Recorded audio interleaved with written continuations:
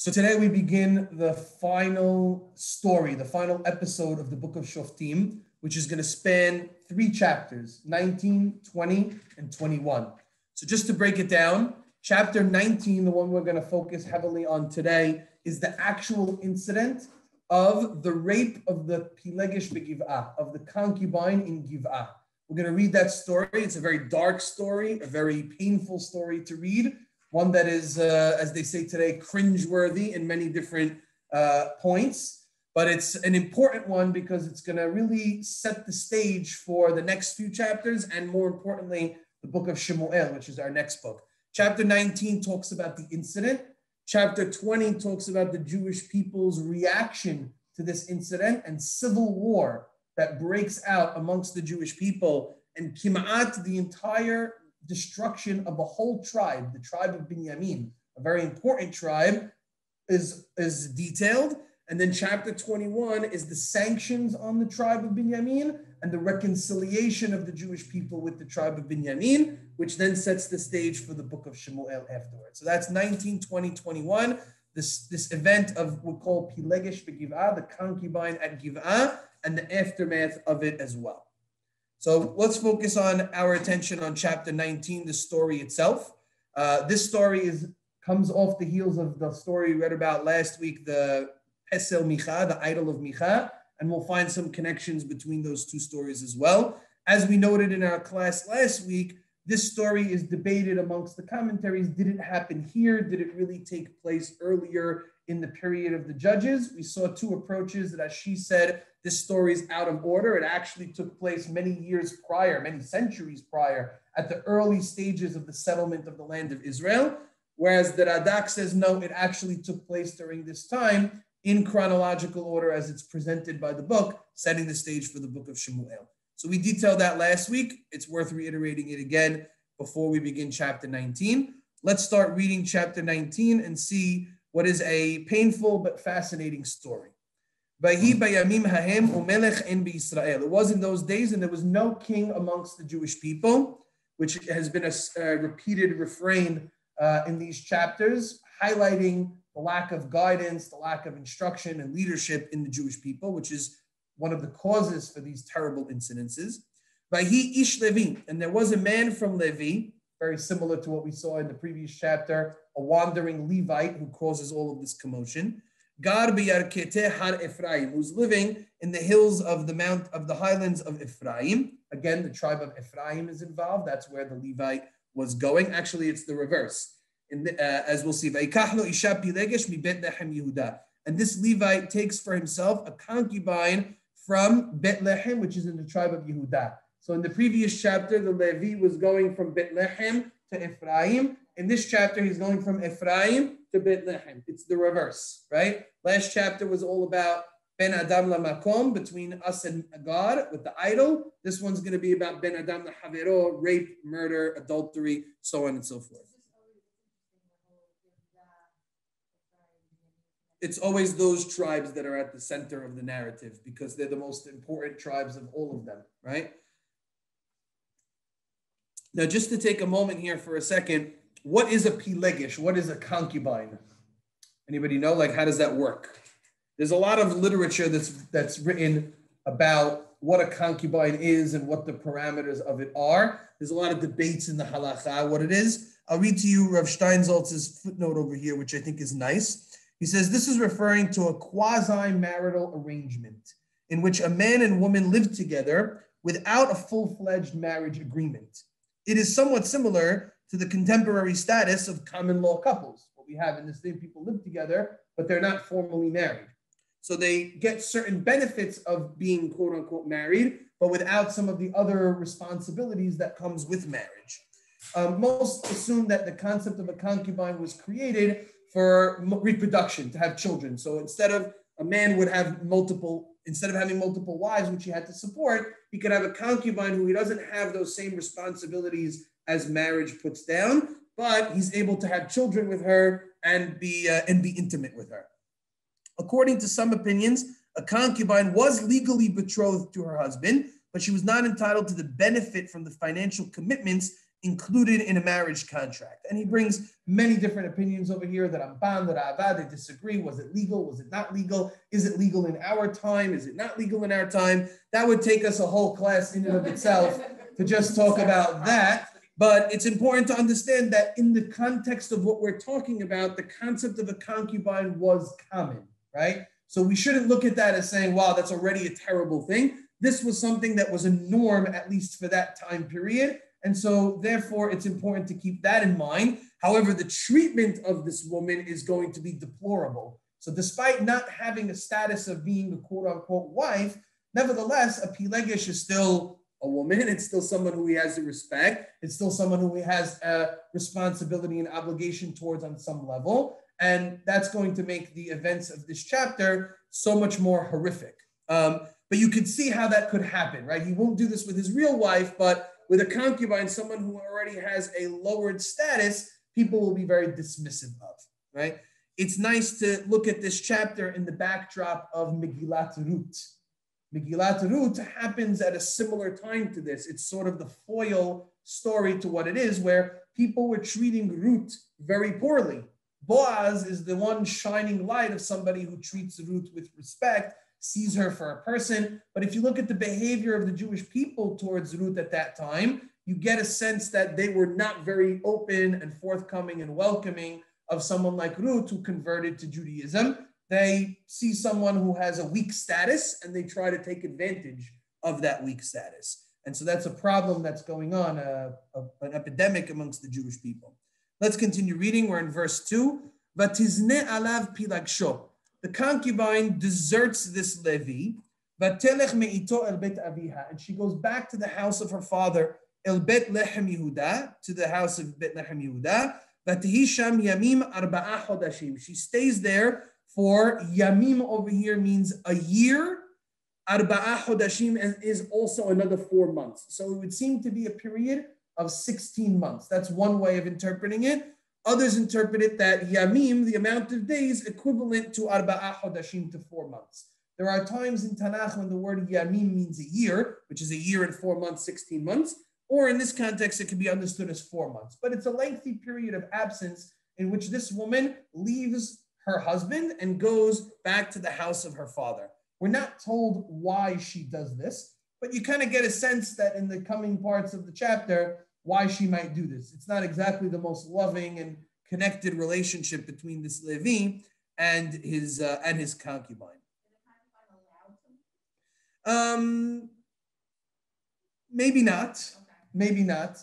She has an obligation towards her, as we'll see, called her master, her Adon, her husband. So I don't know that she's allowed to leave, but it would seem that she leaves because she has cause to leave, right? The word that the text uses here is vatizne alav. That's a very ominous word, because what does vatizne many times mean? Like a zona, a harlot. Vatizne sometimes sounds like she was promiscuous. But actually, most of the commentaries don't understand it like that. They see the word vatizne over here, that she abandoned, she left, but not that she actually committed znut. The classical commentaries do not understand it like that. In fact, there's a debate amongst the rabbis in the Gemara. I'll read to you for a minute, a very strange debate that we don't have time to necessarily tear apart. But it says over here, I'm reading from the Me'am Lo'ez in this book. He says, Ma hayta zinuta, what was her straying? She'en lefaresh znut mamash. It's difficult to explain that she was being promiscuous, that she committed adultery.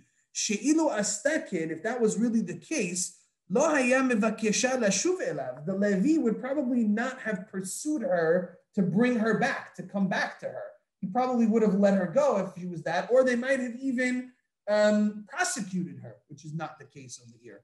And this would not have caused a war amongst the Jewish people. If this woman was guilty of adultery and they killed her, the rest of the Jewish people would have said, it's not a nice thing, but guess what? She deserved it. She committed adultery. They're going to go into civil war over how this woman is treated, which gives us the sense that she is the victim, not someone who's a cause of the problem. And so therefore he says it's difficult to explain that we're talking about actual adultery. Because also it says that she left, not that he sent her.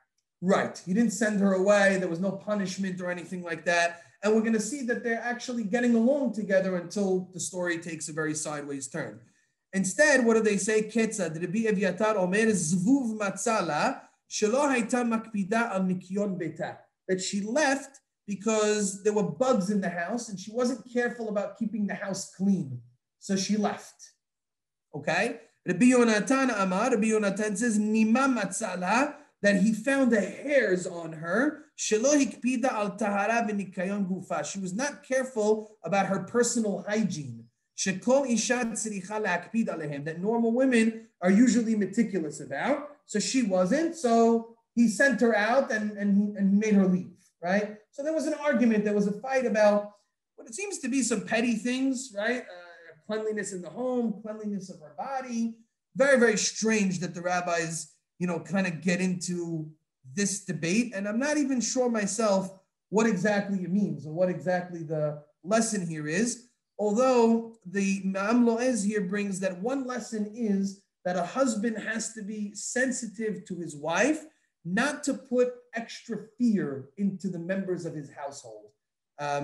I think today it's the opposite way around. And I think the women are the ones who are striking fear into the hearts of the men. But rightfully so, because we deserve it, right? But he's basically saying that a man is in control of the house, but can sometimes put ominous fear in those around, that where a woman might be nervous to say she made a mistake towards her husband, to say she did something wrong to her husband, and as a result, she'll pick up and leave and actually abandon the house rather than admit her mistake to her husband because she's afraid of the consequences. So she's not even a wife. Even still. Right. Even more so, right? That she could be easily expended. And so therefore, what they say over here is that this woman was fearful that her husband, this Levite, put a tremendous amount of fear in the hearts of the household, to where if she did something wrong, she didn't clean the house properly, she didn't care for herself properly, she could be beaten, she could be verbally abused, physically abused, and therefore she just picked up and left. She couldn't take it anymore. And that's something that the rabbis are saying is a hidden critique over here, that a husband has to be sensitive to the members of the household and not put a tremendous amount of fear in them to the point where they might do something wrong or just pick up and leave. I think that the fact that she was in her father's house, that is sort of like she's seeking her father's protection, gives off that feeling. Right. She didn't really. Yes. That. So she clearly, you get a sense that she is nervous for her safety, 100%. Let's go to verse 3. Vayakom isha vayelech ahareha. So her husband gets up and walks after her. Ledaber aliba, to speak to her heart and wants to reconcile. Lahashiva, to bring her back. V'na'aro imo, and he takes with him a young lad. V'tsemed hamorim, and a group of donkeys. V'tiviehu bet aviha, he brings them to the house of her father. Vayar'ehu aviha na'ara v'yismach lekrato. He appears in front of his Pilegesh's father, and the father is very happy to see him. Interesting. Verse 4, Vayahazek bo hotno aviha na'ara, vayeshev ito shloshet yamim. The father-in-law is very hospitable to this son-in-law, who apparently is not being so nice to his own daughter. Yet he's opening, he's welcoming, something that we'll see is not going to be the case later in the chapter. But this father-in-law is one of the few bright spots of this chapter. He's actually very comforting. Vayeshev ito shloshet yamim. He keeps them there for 3 days. Vayochelu vayishtu vayalinu sham. They eat, they drink, and they lodge there. Vahi bayom revi'i, on the 4th day, vayashkimu baboker, they wake up, vayakom lalechet, and the Levite and his Pilegesh want to leave. That's it. They've overstayed their welcome. Vayomer aviha na'ara el hatano, and the father of the girl says, no, don't go. Se'ad libecha pat lechem va'achar telechu. Have something to eat something, and then you'll go on your journey. Vayeshivu vayochlu shenehem yachda vayishtu. So they sit together, they eat and they drink. Perhaps they get a little intoxicated. Vayomer aviha na'ara el ha'ish, and the man says to his son-in-law, Ho'el na velin ve'itav libecha. No, don't go. Please, I insist. Stay, lodge, and we'll spend a couple more days together. Notice that word ho'el again. That was a word that we picked up on in last chapter. Vayo'el lashevet et ha'ish, that when people wanted to stay together, that they make a swear or a vow to each other, and they're trying to stay. So we're getting a sense like Yitro to his son-in-law, Vayo'el Moshe lashevet et ha'ish. We get a sense of the people are being somewhat hospitable. There's sometimes a bright spot here where some people are being hospitable. Vayakom ha'ish lalechet. So finally the man gets up to go. Vayiftzar bo chotero, and his father-in-law is insistent Vayashov vayalin shem, and he acquiesces and he stays there. So we're seeing a little dance, a little tango going on between the son-in-law and the father-in-law. The son-in-law keeps wanting to get up and leave. The father-in-law keeps making him stay. Maybe the father-in-law is nervous that if he lets his son-in-law go with his daughter will be abused again. Maybe he wants to keep them there. Not exactly sure, not 100% clear, but they're doing this little back and forth dance type thing. She's just, yeah, exactly. Well, that's typical. Yeah, she's just going to be there. She's not even an active player in what's going on. They wake up on the fifth day now to go leave. The father tries to do this again. Please eat a little bit before you go. And wait until the evening time. And it works again. He ends up eating. Now it's in the late afternoon, and the son-in-law is ready to go. The man gets up and he wants to leave with his concubine and his lad. His father-in-law says, why are you leaving now? It's already late. The sun's going down. Stay here one more day. Let the day pass and stay with us. And you'll be good. You'll wake up tomorrow, you'll go. He keeps trying to delay them. And then you'll go to your tent. And now the son-in-law has had enough. The son-in-law says, I don't want to stay. He refuses. And he gets up and he goes. Now, why is all this important? Because now he's leaving his father-in-law's home to travel when the day is about to end, which means what's going to happen? They're going to need to take lodge in some other place besides the father-in-law. And that's what sets the whole story. They come to the land of the Yevusi, one of the Canaanite tribes, which inhabit the city of Yerushalayim, modern day Yerushalayim. And he's together with all his donkeys, and his concubine is with him. Notice his concubine is with him. He has his donkeys and his concubine. That's the text is setting it up. That's exactly how he's thinking about it, and it's ominous. Yeah. 11. Him im Yevus v'hayom rad meod. Since they were close to the Yevusi and the day was already ready to pass. The lad says to his master, let's go to stay lodging with these Canaanite people. Let us stay. The master says, we can't go and live with a nochri, with Gentile people, who are not from amongst the Jewish people. Let's press a little bit more, and we'll go to Giva, and we'll be able to stay with our brothers. What's the sense? Why doesn't he want to stay with the people from Yevusi? Why doesn't he want to stay with Gentiles? But they maybe understand the concept. Might be a concept they get to. They may want her, maybe. Maybe he's nervous about getting antagonized. I think he's trying to make a religious claim. We can't do it. We're religious people, right? We're Jews. We uphold a certain code of conduct. We're not going to stay with these non-Jewish people who don't know how to conduct themselves.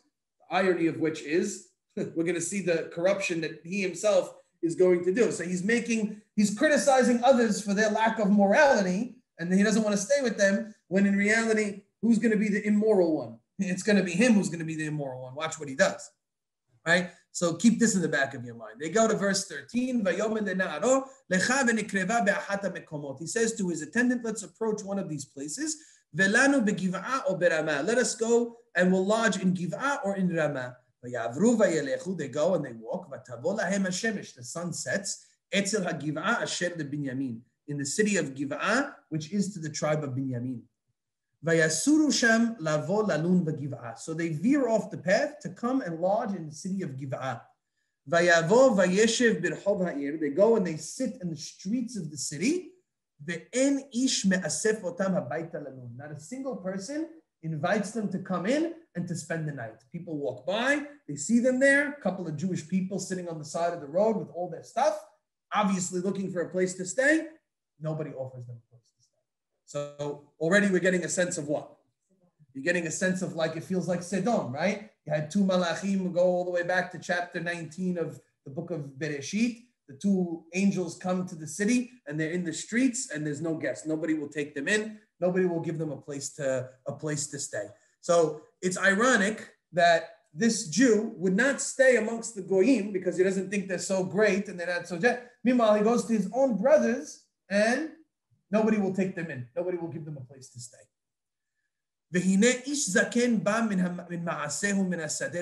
Behold, an old man comes and he's finished with his day's work and he comes from the field in the evening. And this man happens to be from Har Ephraim, which is where the Levite is also from. So maybe he recognizes him. But he happens to live in Giva for the Binyamin. The people are children from Binyamin. He lifts his eyes, which is a sign of he notices them. He goes out of his way to notice them. He sees the man, who's a guest, he's sitting in the streets.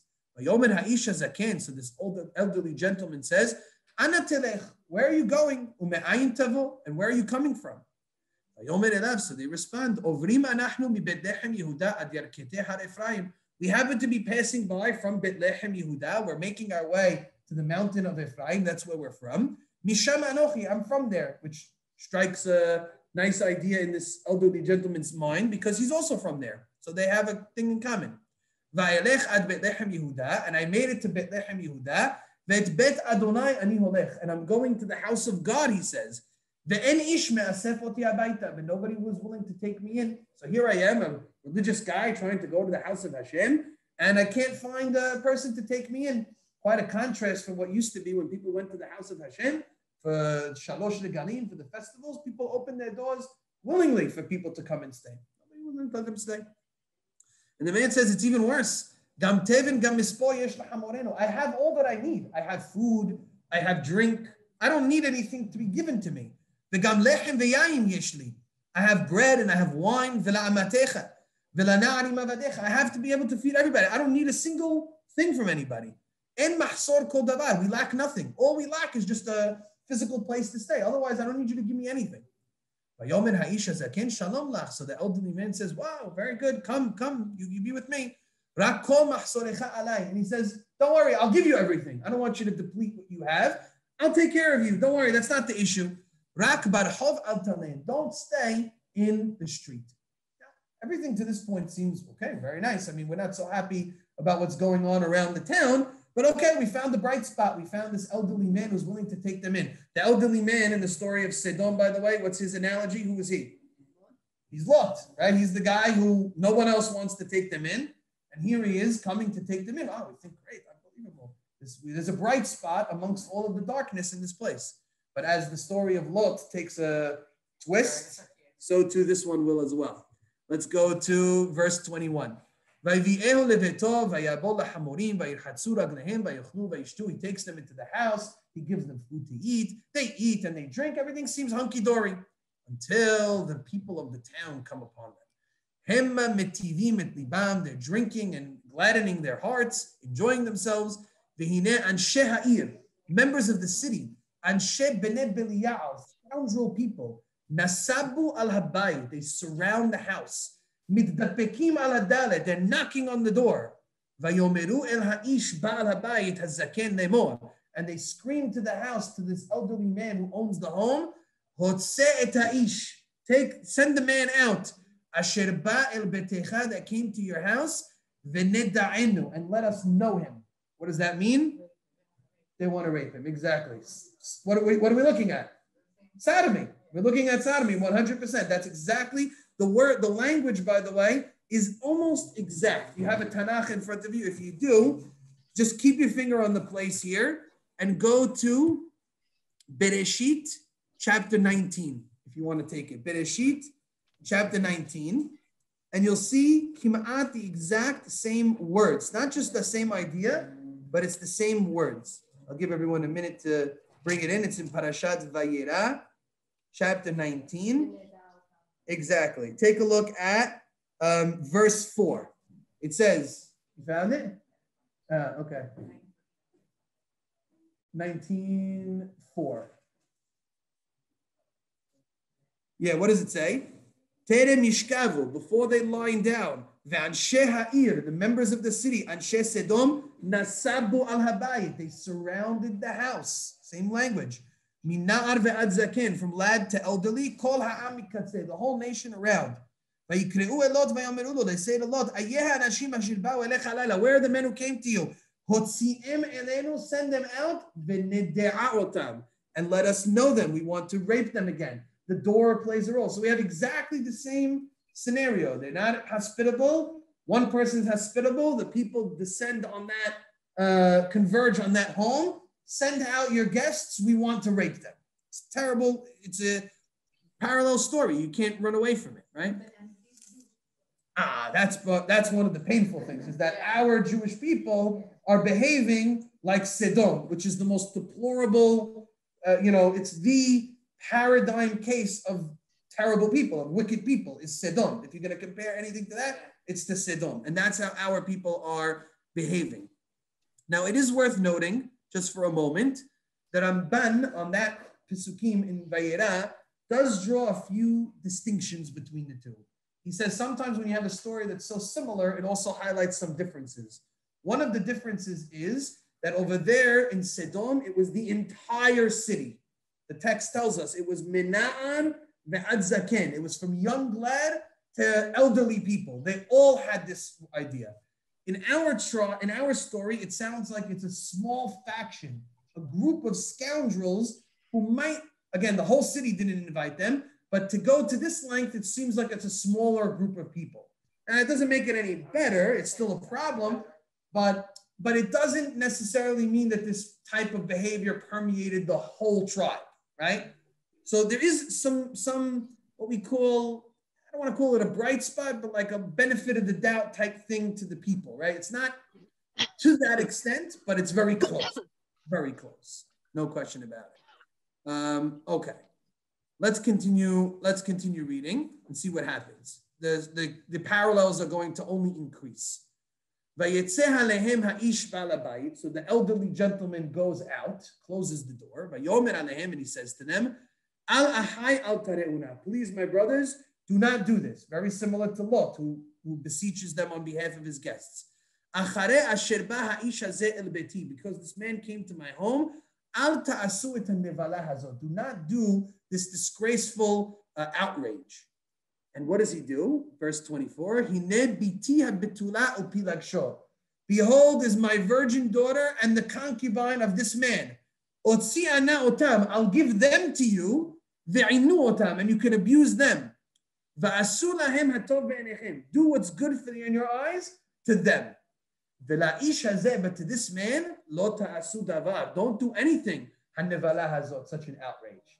Esther is like, flipping out. But this is bidiyuk, this is 100% parallel to exactly what Lot does. What does Lot say when they want the guests?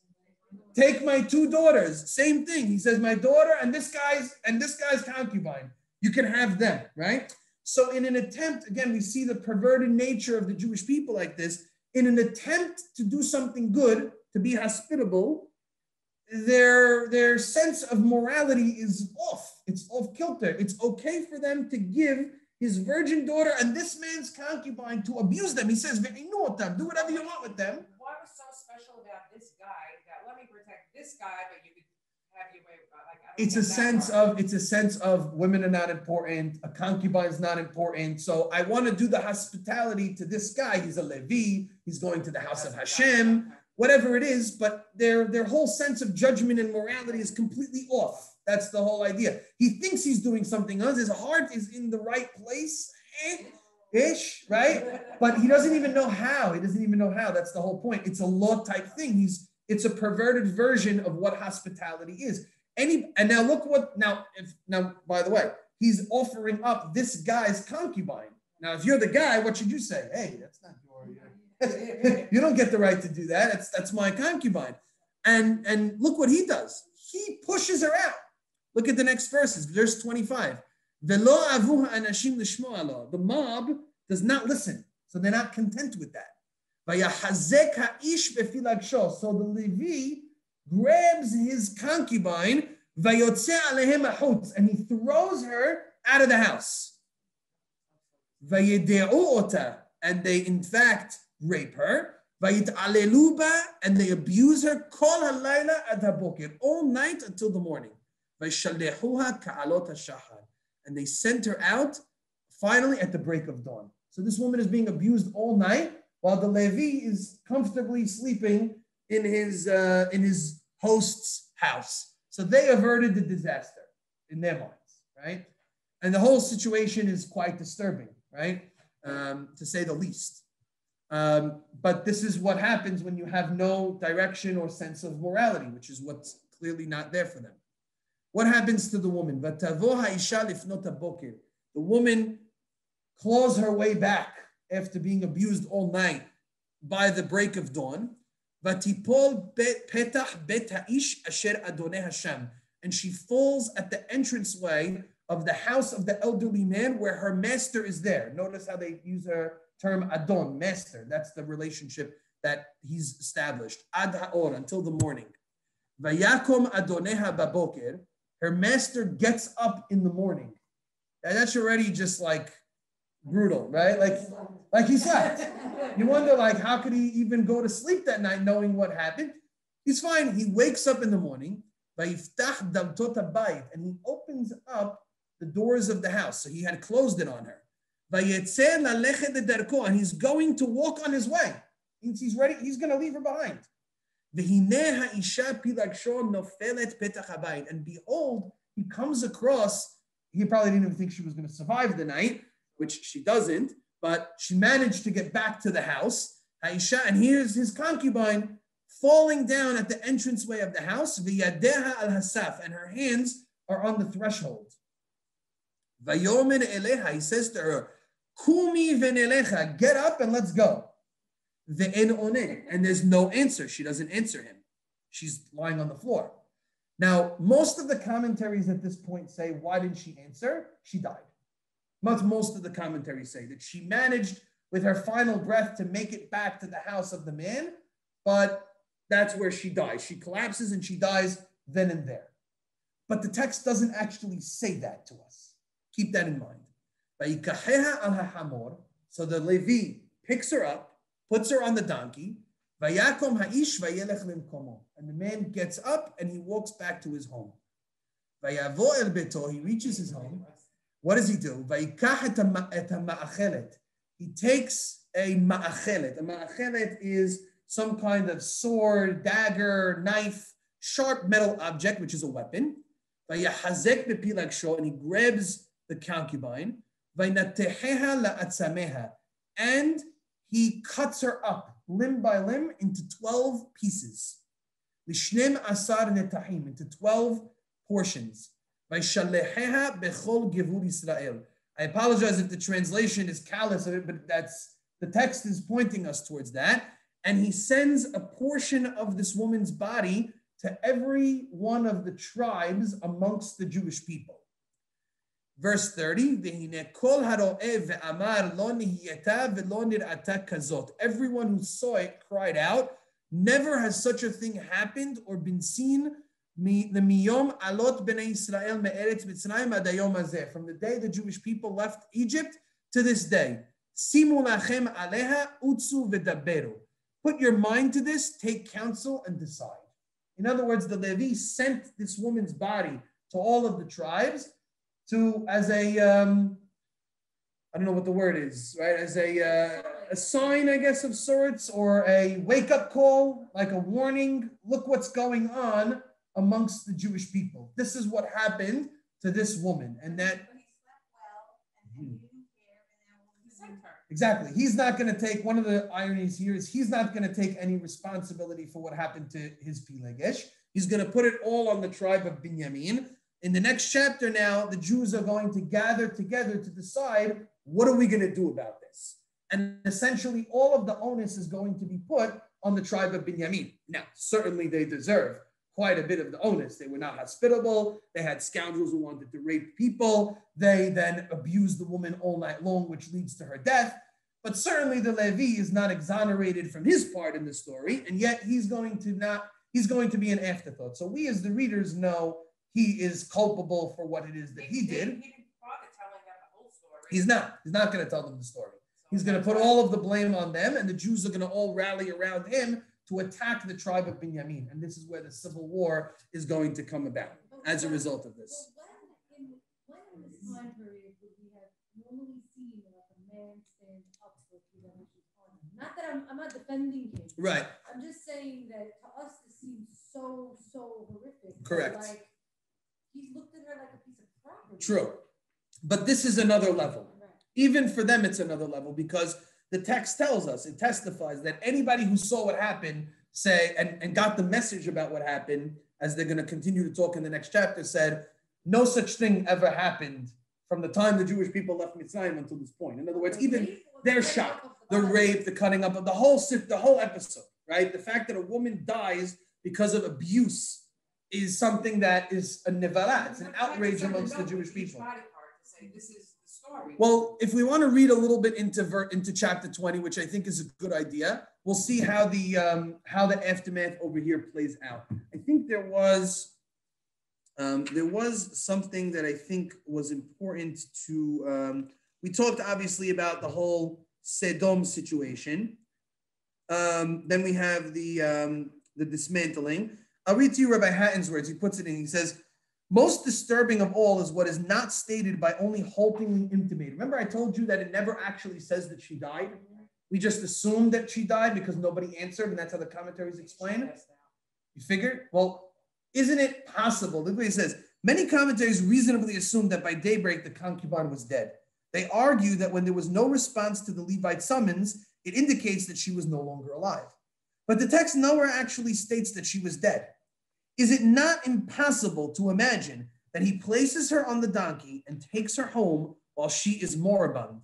Arriving home, he now dismembers her, but is she dead? Could he have actually been the one to kill her with the ma'acholet and dismember her, right? It's possible. It's possible. It's not beyond the text's interpretation to say that that's what he did.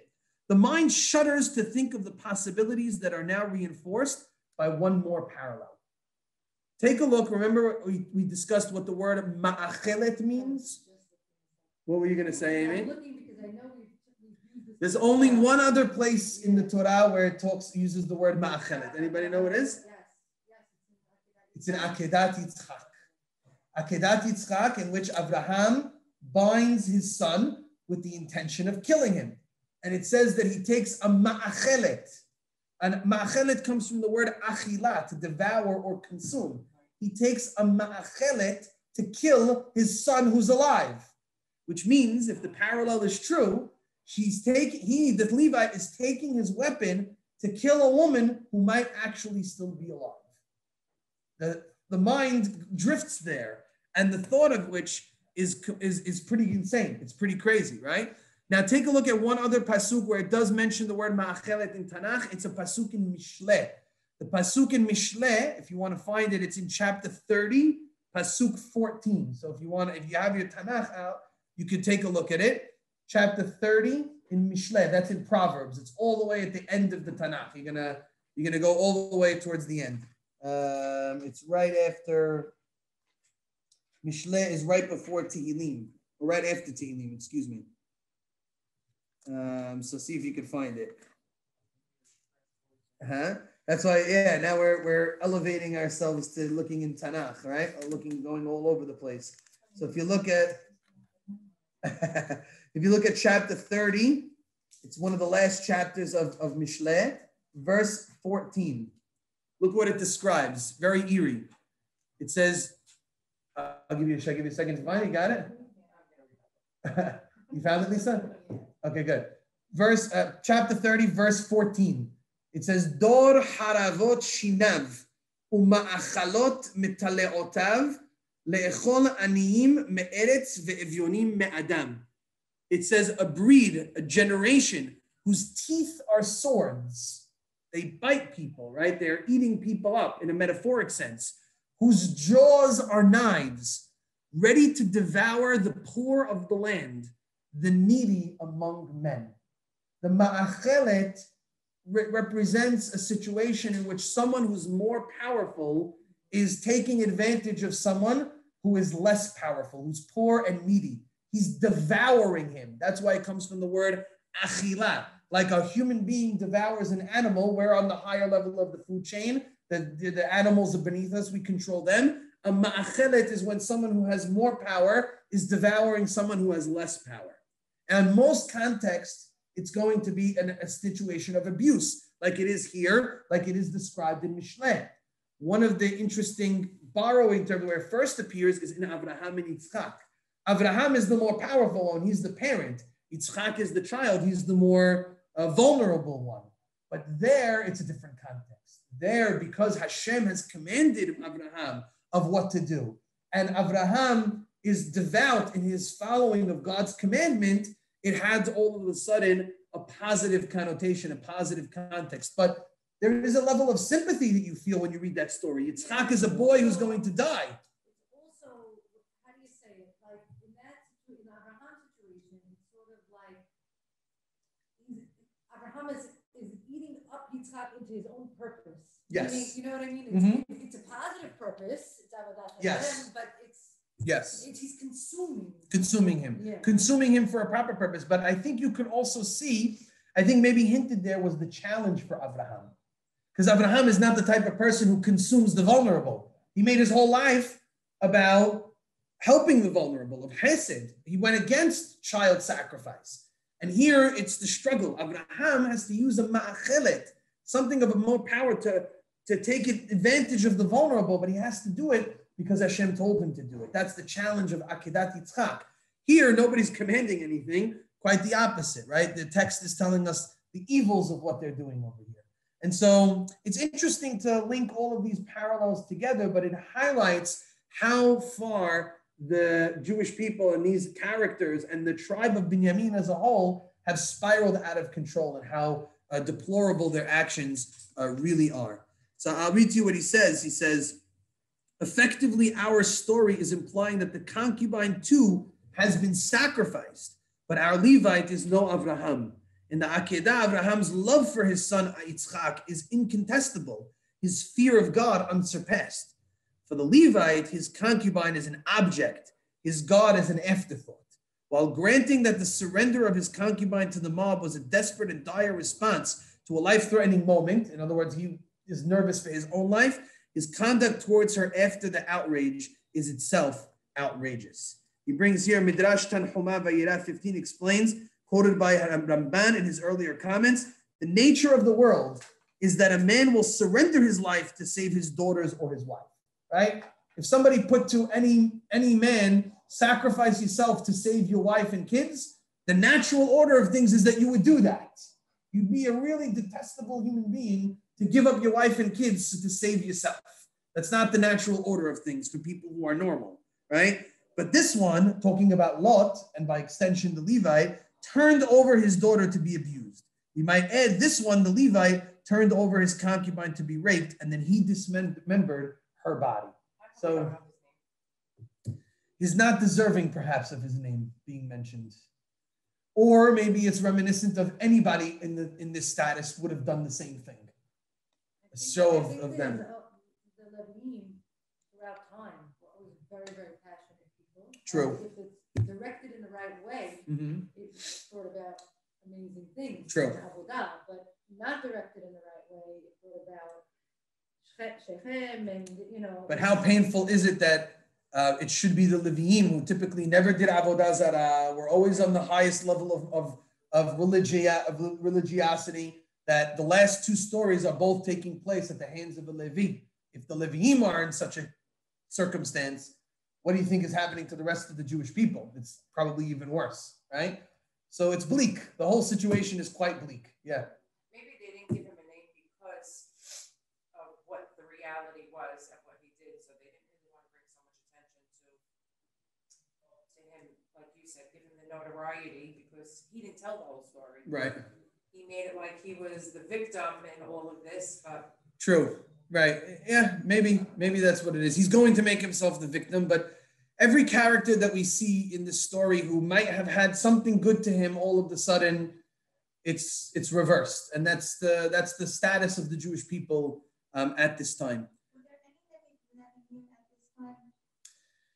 Nevi'im. Because they were usually like a guiding presence, a Moral compass. They're the ones who scream about it. Well, we don't know. The text doesn't tell us, but it certainly sets a vacuum for who's our next Navi, who's going to be Shemuel, right? So Shemuel is definitely going to step in to that role to be a prominent Navi who's going to bring the Jewish people back on track. And that's really, I think, a good point that you're highlighting, Lisa, is whether there was or wasn't a Navi, it wasn't a Navi important enough to mention, right? Or instrumental enough in bringing change, which will be the next Navi, Shemuel, who will be powerful enough and important enough and instrumental enough to bring about significant change for the Jewish people and ushering in a new time period in which there's a king, in which there's a government, in which there's leadership. Another interesting thing is there is one other time in Tanakh where somebody hacks up a body and sends it out to the people of Israel. It's not a human body, it's an animal body. Does anybody know who that person is? We'll give a moment for Amy to come there. Anybody on the Zoom? We're gonna, if anybody wants to chime in, we'll give another 5 seconds. We're gonna hit them coming up very soon. As a hint. Shaul HaMelech. When it happens a little bit later on, Shaul, one of his first things that he does as a king is when an enemy comes to attack one tribe, what does he do? He takes an animal, he cuts it up into pieces, and sends it out to all of the Jewish people. And he has a very harsh message for the Jewish people. He says, if you don't come to help me fight to save our brethren, this is what's going to happen to you. You're all going to end up like this animal. And all the Jewish people come and flock to help Shaul to lead the charge in attacking an enemy to help save the other Jews, which is a perfect foil to everything that we've seen in the book of Shofetim, right? The book of Shofetim is all about tribalism. Each tribe is on their own. Everybody has to deal by themselves. Every shofet only takes care of their tribe and their particular thing, and nobody can come together in battle to help save each other. Shaul, I think plays on the Pilegish v'Giva story and says, remember when you all came together, as we'll see in the next tribe, to attack your own people? They're going to try to attack Binyamin. They're going to all come together to attack Binyamin because the body was hacked up. Remember how bad we all were there? Now we have a good cause. Now we have a good reason to come together to fight alongside our brothers against our real enemies, not ourselves, but against other goyim. And if you don't come to help me, we're going to have a Pilegish v'Giva type situation again. Certainly Shaul was drawing on that parallel, what we're seeing here in the book of Shofetim. And when we get to it, you'll see it even more when we read about Shaul's story, and you'll see it definitely come to light. So we're in a bad state right now as far as the Jewish people are concerned. How are we going to respond? What do the Jews do now when they get this body part of a woman who was raped and abused by the people of Binyamin? How are they going to respond? Their response is both troubling, but also noble at the same time. And we're going to see how they do this. Maybe we'll pause here. Chapter 20, just to give us a little bit of a foreshadowing, is going to be the Jewish people coming together to fight against Binyamin. There's going to be tremendous casualties, a very high death toll, and almost the entire tribe of Binyamin is going to be wiped out in this civil war, in this battle. There's a lot to get to in chapter 20. Be'ezrat Hashem, we're going to read it next week and talk about those themes as we continue a difficult but necessary story from which we can learn a lot of things as we prepare for the book of Shemuel. Baruch Adonai Le'olam. Amen ve'amen. Any questions, comments? I have an ignorant question. No, there's no. It is ignorant. I just don't know. It's not stupid. It's just ignorant. Is there anybody famous or noteworthy that comes from the tribe of Binyamin after this? That Shaul. Oh, he comes from Binyamin. He's from Binyamin. I mean, I didn't even put that together, but now that you asked the question, Shaul comes from Binyamin. Tons. So Mordechai. So now he lived that whole Sure. thing, and that's maybe why. Well, he may not have lived it, but he certainly was aware of it. And it was part of his tribe's lure and part of their teaching was this is what almost happened to our tribe, right? Their tribe almost dies out as a result of this story, right? So it's funny, now that you put it together, Shaul himself is going to say, remember what you guys all did to us? Right? Okay, now we have to do this in the right way, right? Like he's going to correct for that sin. But yeah, Mordechai comes from the tribe of Binyamin. We're going to have tons. We're going to have tons of people who come from Binyamin. Yeah, no question. It was actually a great question. Yeah, fantastic No, question. the ignorance was that I don't know the people. Well, the thought about it is if this would have played out the way it wanted to, you would have never had a Shaul HaMelech. He would have been killed out because the tribe, they wanted to obliterate the tribe of Binyamin. We're going to see only a small remnant of them remain, and they have to build the tribe back from scratch. But eventually, they get Shaul. Yeah. Okay, very nice. Any other questions? Okay, very good. We continue chapter 20 next week.